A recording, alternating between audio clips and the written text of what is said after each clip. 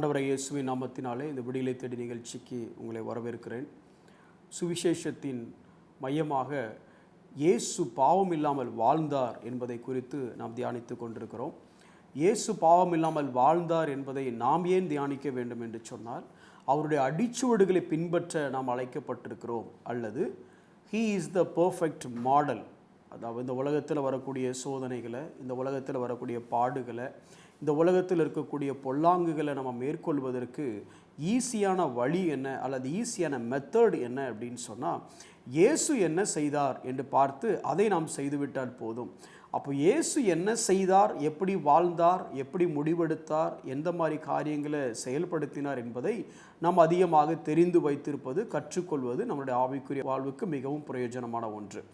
இன்றைக்கும் இயேசுடைய வாழ்க்கையில் ஒரு காரியத்தை நம்ம கற்றுக்கொள்ள போகிறோம். இயேசு தனக்கு பின் வந்தவர்களை பார்த்து சொல்லும் பொழுது, அவர் அநேக திரளான ஜனங்களை பார்த்து சொல்லும் பொழுது 3 காரியங்களை சொன்னார். ஒன்று, எல்லாரையும் விட என்னை அதிகமாக நேசிக்க வேண்டும், unless you love me the most. ரெண்டாவது, you have to carry your cross unless you carry the cross.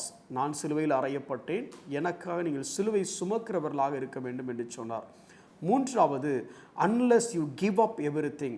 என் நிமித்தமாக எல்லாவற்றையும் இழக்க தயாராக நான் இருக்க வேண்டும் அப்படின்னு சொன்னார். என் நிமித்தம் எல்லாவற்றையும் இழக்க தயாராக இருக்க வேண்டும். இந்த 3 டிமாண்டை பாருங்களேன்.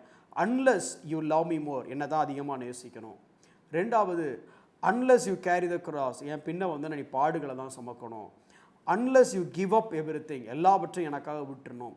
இதை பார்க்கும் பொழுது, ஆண்டவரே கொஞ்சம் கஷ்டமாக இருக்குது, ரொம்ப ஓவராக இருக்க மாதிரி இருக்குது அப்படின்னு சொன்னால், இதுக்கும் மாடல் யார்? ஏன்னா இதை நம்மகிட்ட கேட்டார்ல, கேட்டுட்டு அப்போ இது யாரை பார்த்து கற்றுக்கிறது அப்படின்னா, வேறு யாரையும் பார்க்கண்டா என்னை பார்த்து கற்றுக்கோ. He is the perfect model for all these things. For love, அதுக்கும் அவர் தான் perfect model. Carrying the cross, அதுக்கும் அவர் தான் perfect model. Give up everything, அதுக்கும் அவர் தான் பர்ஃபெக்ட் மாடல். ஒரு வசனத்தை நான் வாசிக்கிறேன் பாருங்களேன்.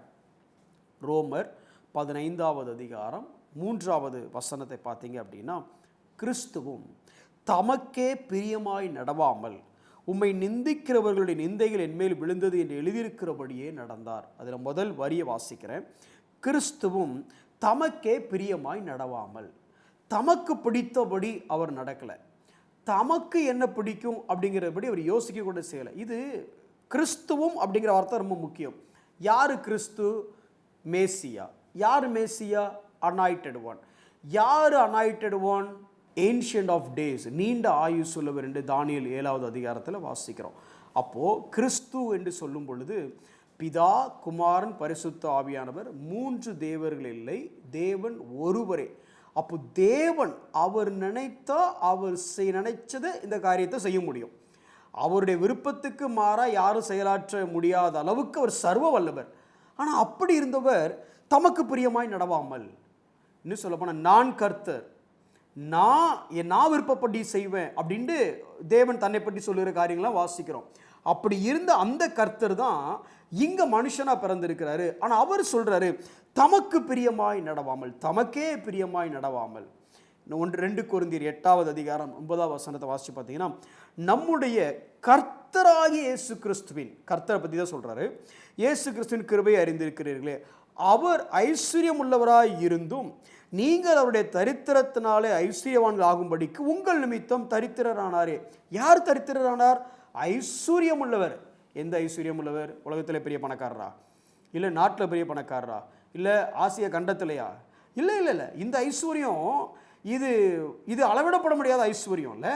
ஆதி ஆகமத்தில் பார்க்கும் பொழுது, அந்த முதல் 3 அதிகாரத்தில் பார்க்கும் பொழுதே, உலக பிரகாரமான ஐஸ்வர்யமாக இருந்தாலும் சரி, சிருஷ்டிப்பின் ஐஸ்வர்யமாக இருந்தாலும் சரி, ஆவிக்குரிய ஐஸ்வர்யமாக இருந்தாலும் சரி, பொருளாதார ஐஸ்வர்யமாக இருந்தாலும் சரி, நீங்கள் ஐஸ்வர்யன்னு எதெல்லாம் நினைக்கிறீங்களோ எல்லா வகைத்திலே இன்ஃபைனைட், அதாவது அளவிடப்பட முடியாத ஐஸ்வர்யமாக இருந்த அவர் எப்படி ஆனானா? தரித்திரன் என்னது? இல்லாமல் ஆகிறது.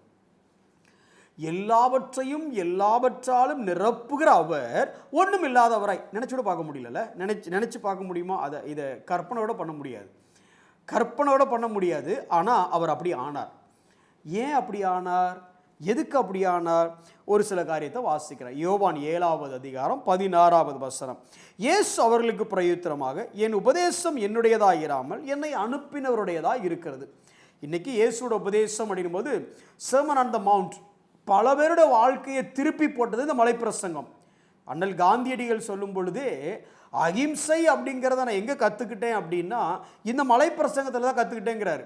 அப்போ ஒரு இயேசுகிட்ட போய் சொல்கிறாரு, இயேசுநாதரே, கற்பனையாக சொல்கிறேன், இயேசுநாதரே உங்களுடைய மலைப்பிரசங்கத்திலிருந்து தான் நான் அகிம்சையை கற்றுக்கிட்டு இந்த அகிம்சையின் மூலமாக தான் இந்த இந்திய தேசத்தை ஆங்கிலேயர் அடிமைத்தனத்திலேருந்து நான் மீட்டெடுக்க முயற்சி செய்தேன் அப்படின்னு அவர் சொன்னால், உடனே இயேசுநாதர் என்ன சொல்லுவாருன்னா, கற்பனையாக சொல்கிறேன், அது என்னுடைய உபதேசம் அல்ல, அது பிதாவுடைய உபதேசம்.